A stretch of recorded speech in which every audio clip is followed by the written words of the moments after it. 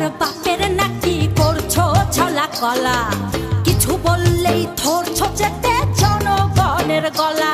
ও দেশটা তোমার বাপের নাকি করছো ছলা কলা, কিছু বললে